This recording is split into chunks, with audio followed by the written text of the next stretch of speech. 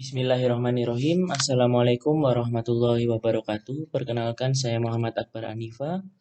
Pada kesempatan kali ini, saya sebagai narator dalam video edukasi bagi tenaga kesehatan tentang pelaksanaan Early Warning System di RSUD Kiai Haji Mansur, Kabupaten Tanah Laut. Ada 8 materi yang akan kami bawakan dalam video edukasi ini. Yang pertama, gambaran umum. Yang kedua, early warning score dewasa. Yang ketiga, cara pengisian early warning score dewasa. Keempat, action plan atau respon klinis terhadap early warning score dewasa. Yang kelima, pediatric early warning score. Yang keenam, cara pengisian pediatric early warning score. Yang ketujuh, action plan pada early warning score pediatric. Dan yang kedelapan adalah penutup. Materi pertama, gambaran umum. Early warning system adalah sebuah sistem observasi menggunakan scoring pada semua pasien yang dirawat di RSUD Kiai Haji Mansur, Kabupaten Tanah Laut, sebagai deteksi dini resiko perburukan atau kegawat daruratan yang muncul pada pasien. Tidak digunakan pada pasien rawat jalan dan pasien pulang atas indikasi medis, karena notabene pasien pulang sudah dalam keadaan yang membaik. Yang kedua, lembar EWS boleh diisi oleh semua tenaga kesehatan dengan supervisi atasan yang kompeten. Yang ketiga, early warning system hanyalah sebuah alat bantu dalam asuhan pasien, tidak dapat mengesampingkan penilaian klinis langsung oleh DPJP, dokter umum, dan atau perawat atau bidan jaga. Untuk saat ini ada 2 jenis early warning score yang digunakan dalam early warning system di RSUD Kiai Haji Mansur, Kabupaten Tanah Laut, yaitu early warning score dewasa dan pediatric early warning score. Early warning score dewasa yang selanjutnya kita sebut EWS dewasa digunakan pada semua pasien berusia lebih dari 16 tahun, kecuali pada pasien dengan diagnosis PPOK dan hamil. Namun, pada pasien hamil, selama maternal EWS dan modified obstetric EWS belum diterapkan di RSUD Kiai Haji Mansur, segera setelah proses persalinan selesai, dilakukan scoring menggunakan EWS dewasa. Selanjutnya, cara pengisian lembar EWS dewasa. Berikut sudah ditampilkan lembar EWS dewasa. Yang pertama kita lakukan adalah mengisi identitas pasien dengan lengkap pada kolom nama, nomor RM, dan tanggal lahir. Boleh diganti dengan stiker identitas yang telah tersedia. Kemudian isi tanggal dan jam pemeriksaan sesuai waktu kita melakukan pemeriksaan. Kemudian isi scoring dengan contoh kasus sebagai berikut. Pasien dewasa di ruang rawat inap dengan diagnosis CHF terpasang oksigen 2 liter per menit nasal kanul. Kesadarannya alert. Pada pemeriksaan fisik didapatkan hasil respiration rate 14 kali per menit, saturasi O2 90%, tekanan darah 180/100, nadi 94 kali per menit, dan suhu 36,7 derajat Celcius.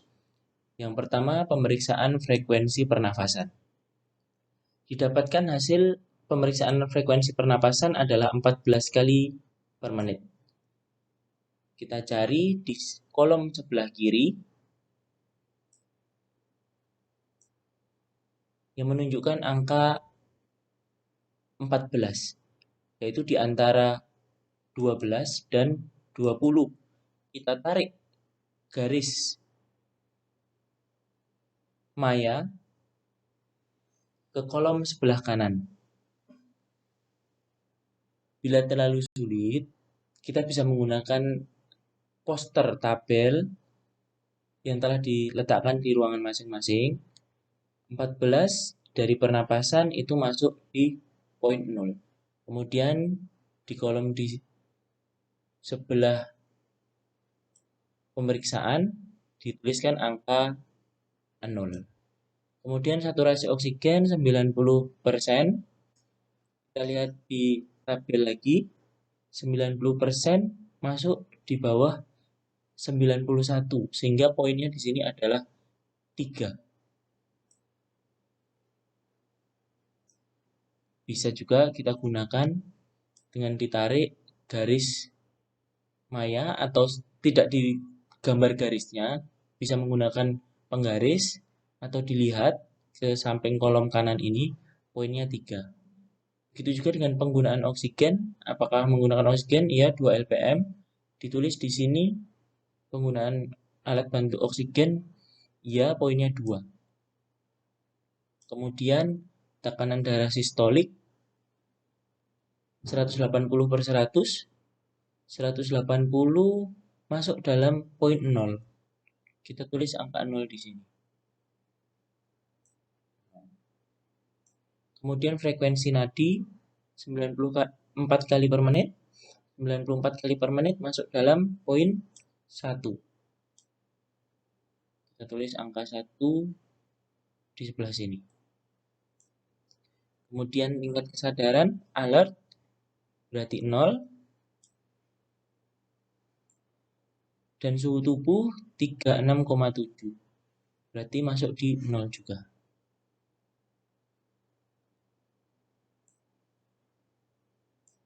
Sehingga total skor EWS adalah 6. Ada pemeriksaan tambahan di bawah total skor EWS. Ditulis bila DPJP meminta melakukan pemeriksaan itu. Contohnya pada sliding scale. Dilakukan pemeriksaan gula darah per 2 jam. Sehingga ditulis hasil GDS-nya di sini. Berbeda dengan skor EWS tadi, yang ditulis adalah skornya, bukan hasil pemeriksaan. Sedangkan pada pemeriksaan lain ditulis hasil pemeriksaan di sini. Masing-masing per jam berapa yang diminta. Tapi nilai di pemeriksaan tambahan ini tidak akan mempengaruhi total EWS score. Kemudian kita masuk ke action plan. 6 masuk dalam action plan risiko sedang. Action plan selanjutnya akan kita jelaskan pada slide berikutnya. Yang perlu diperhatikan di sini pada risiko sedang itu ada 2 kriteria. Skornya 5-6 atau 3 dalam satu parameter. Sehingga contohnya apabila di sini tidak ada penggunaan oksigen, nilainya 0. Pemeriksaan lainnya 0 semua. Tapi tensinya di sini adalah 225, contohnya seperti itu. Berarti poinnya di sini adalah 3. Di sini 0, di sini 0, di sini 0, maka total skor EWS-nya 3. Tapi kita masukkan dalam risiko sedang karena skor 3-nya tersebut ada dalam satu parameter, yaitu tekanan darah sistolik, bukan hasil penjumlahan dari parameter lain, sesuai dengan kriteria di bawah ini. Namun bila frekuensi nafas ada poin 1, saturasi oksigen ada poin 1, penggunaan oksigen ada poin 0, terus pemeriksaan tekanan darah sistolik 0, misalnya seperti itu. Frekuensi nadi ada poin 1, yang lainnya 0. Total skor EWS ada 3, 1, 2, 3.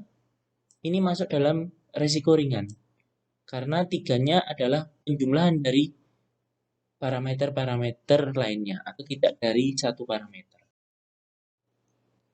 Selanjutnya yang kita lakukan setelah mendapatkan total skor EWS adalah kita melakukan action plan atau respon klinis terhadap total skor EWS tersebut. Bila kita dapatkan total skor EWS 0, kita klasifikasikan sebagai sangat rendah. Kita beri warna hijau. Yang dilakukan frekuensi monitoringnya minimal per 12 jam. Atau lakukan monitoring per shift. Kemudian didokumentasikan hasil pemeriksaan di lembar CPPT dan skornya di lembar EWS. Tindakan ini dilakukan secara mandiri oleh bidan atau perawat jaga tanpa perlu lapor ke dokter umum yang jaga. Bila total skor 1-4, kita klasifikasikan sebagai rendah. Kita beri warna kuning. Pengkajian ulang dilakukan oleh PJ Shift sebagai supervisor.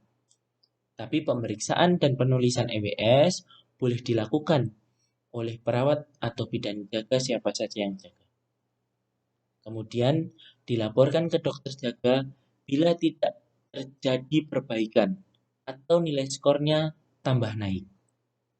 Didokumentasikan seperti tadi, kemudian meningkatkan frekuensi monitoring yang tadinya per 12 jam atau per shift.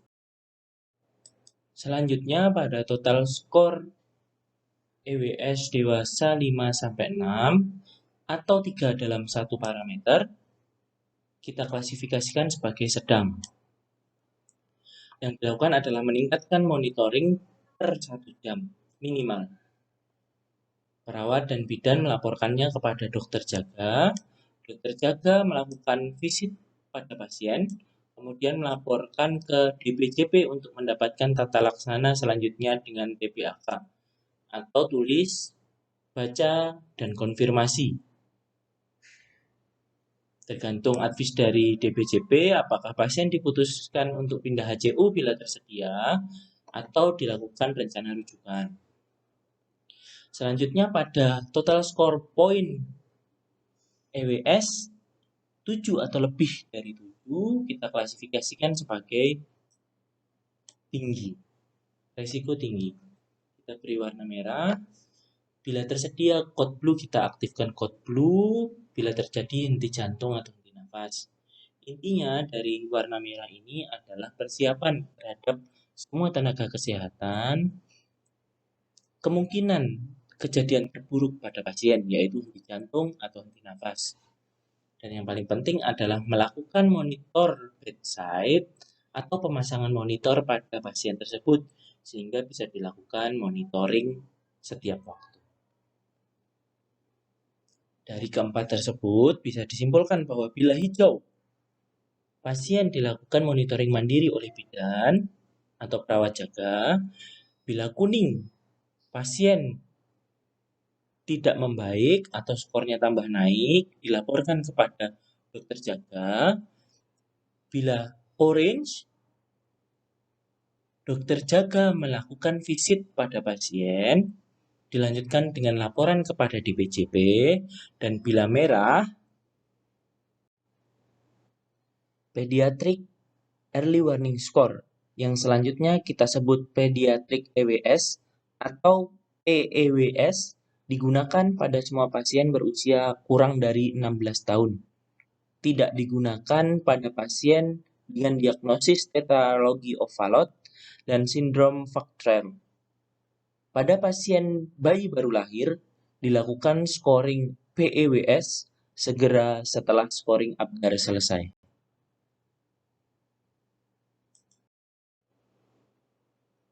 Selanjutnya, cara pengisian lembar PEWS. Secara umum, lembar PEWS diisi seperti lembar PEWS dewasa. Yang pertama mengisi identitas, yang kedua mengisi tanggal dan jam dilakukannya pemeriksaan.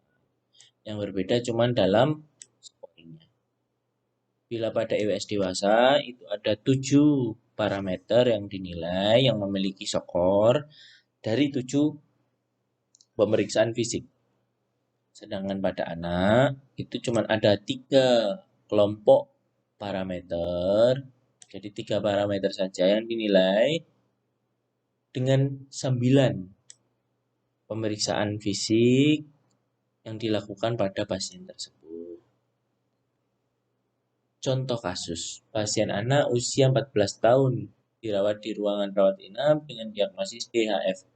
Kesadarannya irritable, pemeriksaan fisik, kulitnya pink, CRP-nya kurang dari 2, nadinya 128 kali per menit lemah angkat, nafasnya 14 kali per menit, muncul retraksi dinding dada, atau dinding pernafasan, kemudian pasien tersebut belum menggunakan O2. Karena belum, mungkin saturasi oksigennya masih bagus. Sehingga cara pengisiannya sebagai berikut. Yang pertama dari kelompok behavior yang diperiksa dari pemeriksaan fisiknya cuma satu, yaitu tingkat kesadarannya. Irritable kita beri poin 2 di sini. Kita beri angka 2 di sini. Pemeriksaan ini bisa diganti dengan alo anamnesis kepada orang tuanya. Bagaimana Bu anaknya? Apakah sadar? Apakah merasa ingin tidur terus? Apakah rewel? Apakah terlihat kebingungan atau tidak respon terhadap panggilan atau nyeri? Nah, kemudian pada pemeriksaan kardiovaskular dan respiratori ini yang sedikit tricky, yang sedikit perlu pemahaman lebih dalam. Di sini pada pemeriksaan kardiovaskular ada 3 hal yang diperiksa, yaitu warna kulit, CRT, dan frekuensi nadi. Pada pasien ini kulitnya pink, berarti di atas ini. Poinnya seharusnya 0. CRT-nya kurang dari 2. Pun dari CRT juga kurang dari 2, masuknya di poin 0. Namun, pemeriksaan laju nadi atau frekuensi denyut jantung atau denyut nadi itu ternyata didapatkan hasil 128 kali per menit atau lemah angkat. Sehingga di sini ada ketentuan bila takikardi lebih dari laju normal, lebih dari 20 laju normal itu poinnya 2. Namun bila takikardi lebih dari 30 dari laju normal atau bahkan pasiennya bradikardi poinnya 3. Nah, perbedaan EWS dewasa dan PEWS di sini. Kalau EWS itu ada nilai normal sesuai dengan usia. Kalau sedangkan EWS dewasa itu umur atau usia tidak berpengaruh terhadap nilai skor EWS. Pada pasien ini usia 14 tahun, berarti masuk dalam adolescent, 3-19 tahun. Frekuensi nadi normalnya adalah 55-90 paling atas, sedangkan pada pasien ini 128. 128 dikurangi 90. Jadi hasilnya 8. 12 kurangi 9, 38. 38 berarti lebih dari 30 laju normal. Sehingga poin dari kardiovaskular ini walaupun kulitnya masih pink, CRT-nya masih kurang dari 2, tapi karena takikardi lebih dari 30 laju normal, sehingga poinnya di sini 3. Jadi diambil yang paling jelek. Kemudian pada respiratori ada 4 hal yang diperiksa, yaitu frekuensi nafas, retraksi dinding dada, FiO2, dan alat bantu oksigen atau penggunaan alat bantu oksigen. Kita lihat dari pemeriksaan fisik pada pasien tersebut. Nafasnya 14 kali per menit. Muncul retraksi dinding dada tanpa ada penggunaan O2. Sekarang kita lihat frekuensinya 14 kali per menit. Usianya kita kembalikan lagi. Di kolom frekuensi nafas normal usia 14 tahun, normalnya 16 sampai 18. Ketentuannya di situ. Bila lebih dari 20 di atas normal, itu masuk poin 2. Sedangkan bila lebih dari 5, selisihnya di bawah normal, poinnya 3. 14 artinya di bawah 16. Tapi berapa selisihnya? 16 dikurangi 14, hasilnya adalah 2. Kurang dari 5.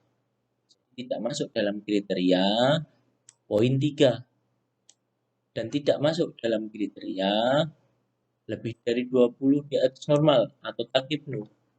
Sehingga poinnya di sini adalah 1. Karena ada penggunaan hanya ditemukan penggunaan otot bantu nafas. Tidak diketahui nilai FiO2 karena memang tidak digunakan, tidak terlihat adanya penggunaan alat bantu oksigen. Sehingga bila ditotalkan hasilnya adalah total skornya 6. Bagaimana dengan yang bagian titik-titik ini? Titik-titik ini diisi sesuai dengan kolom keterangan di bawahnya. Bila terdapat penggunaan nebulizer dan pasien menderita nebulizer dan pasien menderita muntah saat pos operasi, langsung dapat tambahan poin 2 di sini. Namun karena pada pasien ini tidak terdapat dua hal tersebut, maka tidak dinilai di bagian kolom tambahan ini.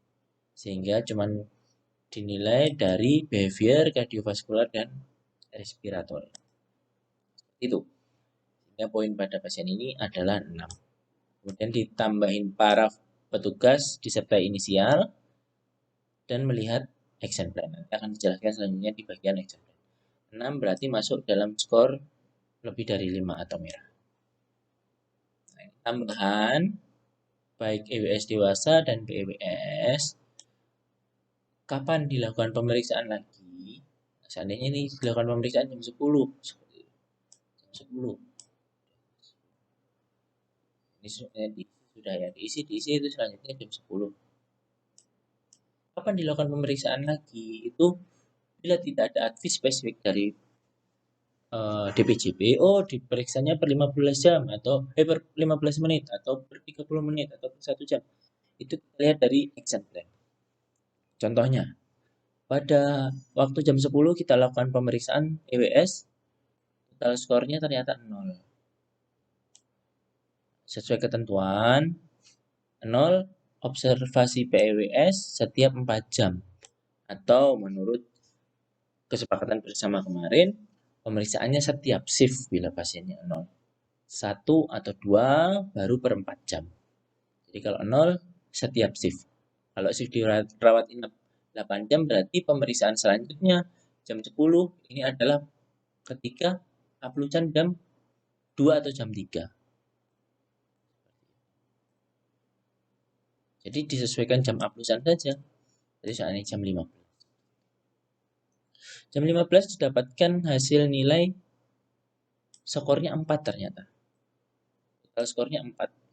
Entah dari behaviornya 2 atau kardiovaskularnya 2 sehingga 4 atau behaviornya 2, respiratorinya 2 atau 112 sehingga 4. Pokoknya total skornya 4 sehingga masuk dalam orange. Sehingga dilakukan observasi setiap setengah sampai 1 jam. Jadi pemeriksaan selanjutnya itu tidak mungkin di shift selanjutnya. Tapi paling cepat adalah di jam 15. Bagian sini ditulisnya 15.30 atau 14. Atau 16, maaf, 15.30 atau 16. Sehingga kalau di sini tertulisnya 18 itu pasti salah. Karena jelas-jelas ini total skornya 4. Dan ketika total skor 4, observasinya meningkat jadi setengah sampai 1 jam. Seperti itu ya, rekan-rekan sekalian. Sehingga ketika ditanya kapan, dok, kita masuk ke FiO2 tadi. Mungkin banyak bertanya karena memang ini jarang dibahas ya. Tapi di lembar PEWS, di lembar pediatrik EWS itu ada parameter FiO2. Jadi kita nggak usah belajar hitung, kita langsung pakai poster yang akan ditempelkan di masing-masing ruangan. Yaitu tentang berapa FiO2 terkait cara pemberian dan aliran O2 yang dilakukan pada pasien tersebut. Sehingga pada pasien dengan nasal kanul yang liter per menitnya 1-2 itu FiO2-nya 24-28, berarti kurang dari 30. Nah, semua nasal kanul itu tidak sampai ke 50. Kalau simple fast mask, bila 6 itu 35, bila 10 itu 60, berarti perkiraan 8 atau 9, jadi 8, 9, 10 itu sudah masuk dalam 50%. Begitu juga selanjutnya. Jadi kita melihat dari sini saja. Oh, kalau headbox itu berarti tidak 50 tapi 40, berarti masuknya ke 30. Kemudian Venturi juga tidak sampai 50. Kita pakai dengan kolom ini saja untuk patokan pemeriksaan FiO2. Ini contoh kulit Liverdo reticularis yang berhubungan dengan pemeriksaan kardiovaskular. Berikut tambahan pada selanjutnya yaitu action plan atau respon klinis pada Pediatric Early Warning Score atau PEWS. Pada Pediatric Early Warning Score sebenarnya sama, ada warna hijau, kuning, orange, dan merah. Cuman berbeda dari total score dan frekuensi monitoring. Respon klinis dan tindakannya pun sama. Sebagian besar terkait dengan meningkatkan frekuensi monitoring. Pada total skor 0-2 itu sangat rendah. Frekuensi monitoring minimal 4 jam. Namun sesuai kesepakatan, bila total skornya 0, itu pemeriksaan monitoringnya per shift. Bila shiftnya per 8 jam, 8 jam. Bila shiftnya per 12 jam, per 12 jam. Namun bila meningkat, ada 1 atau 2 poin tambahan dalam pemeriksaan ditingkatkan menjadi minimal 4 jam. Sedangkan total skor 3 rendah itu minimal per 2 jam. Hijau sama, perawat atau bidan melakukan monitoring secara mandiri. Pada kategori rendah, perawat dan bidan melapor kepada dokter jaga. Pada klasifikasi orange dan merah, yang berbeda juga poinnya, total skor DWS atau PEWS-nya, dan monitoring frekuensinya. Pada kategori orange, total skor EWS-nya 4, melakukan monitoring setengah sampai 1 jam. Kemudian dokter jaga lapor ke DPJP untuk tata laksana selanjutnya dengan JPAK. Kemudian pada skor lebih dari 5, total skor PEWS lebih dari 5, itu masuk klasifikasi tinggi dengan warna merah dan dilakukan monitoring bedside atau monitoring every time dengan pemasangan monitor. Persiapan terjadinya perburukan. Penutup, yang pertama, saat mengembalikan map rekam medis pasien ke kasir atau bagian RM, baik pasien itu wafat atau pulang atas indikasi medis, atau pulang atas permintaan sendiri, atau pasien dirujuk, lembar EWS diletakkan di subform RM21 bersama dengan hasil pemeriksaan penunjang dan korespondensi. Kedua, pada pasien yang dilakukan rujukan, salinan lembar EWS ikut dilampirkan dalam berkas rujukan dan dilakukan scoring selama perjalanan sesuai action plan yang ada. Terima kasih kepada rekan-rekan tenaga kesehatan sekalian telah mengikuti video edukasi ini hingga akhir. Kepedulian kita insya Allah bisa menyelamatkan lebih banyak nyawa manusia. Disclaimer dari penyusun bahwa penyusun menyadari kesempurnaan hanya milik Allah Azza wa Jalla. Sehingga apabila di kemudian hari terdapat kelemahan, kesalahan, dan pembaharuan kasanah keilmuan dalam kaitannya dengan panduan pelaksanaan early warning system ini, seyogyanya akan dilakukan revisi dan koreksi demi menjamin komitmen mutu terhadap pelayanan di RSUD Kiai Haji Mansur Kabupaten Tanah Laut. Billahi taufik wal hidayah. Wassalamualaikum warahmatullahi wabarakatuh.